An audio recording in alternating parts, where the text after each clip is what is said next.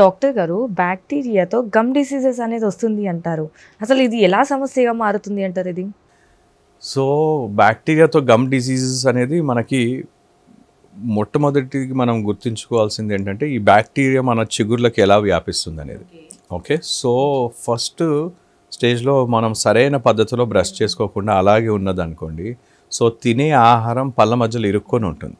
So ఈ ఆహారం ఏంటంటే కుళ్ళి కొన్ని రసాయనాలు ఉత్పత్తి చేస్తాయి, అంటే యాసిడ్స్ ఉత్పత్తి చేస్తాయి. అవి మన పంటినే కానీ చిగురునే కానీ దెబ్బతీస్తుంది. మన పంటిని దెబ్బతీస్తే ఏంటంటే ఆ యాసిడ్ వల్ల పంటి పైన ఇరుక్కున్న ఆహార పదార్థం ఉందనుకోండి, పంటి పైన యాసిడ్ వస్తే చిన్నటి హోల్ లాగా, క్యావిటీ లాగా, పిప్పి పని లాగా స్టార్ట్ అవుతుంది. అది క్రమంగా పెద్దగా అయ్యే అవకాశం ఉంటుంది.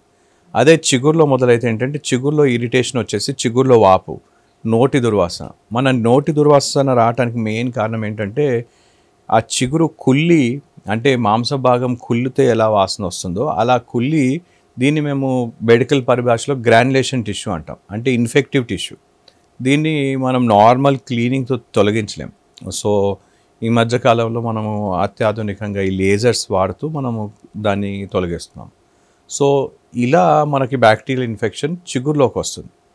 ఇంకో ముఖ్య విషయం మనం గుర్తించాల్సింది ఏంటంటే ఈ చిగుర్ల వ్యాధి, మనకి అదే క్యావిటీ ఉందనుకోండి, పిప్పి పన్ను ఉందనుకోండి, దానికి ఒక ఫిల్లింగ్ చేసో లేదంటే రూట్ కెనాల్ క్యాప్ చేసో దాన్ని టోటల్గా అరికట్టవచ్చు.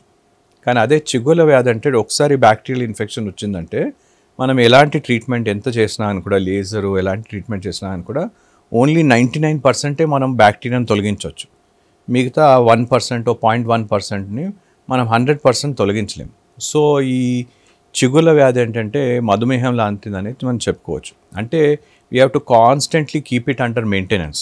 దాన్ని మనము సరిగ్గా బ్రష్ చేస్తూ, రెగ్యులర్ డెంటల్ సర్జన్ని కలుస్తూ మనం దాన్ని టోటల్గా we have to maintain it in that state.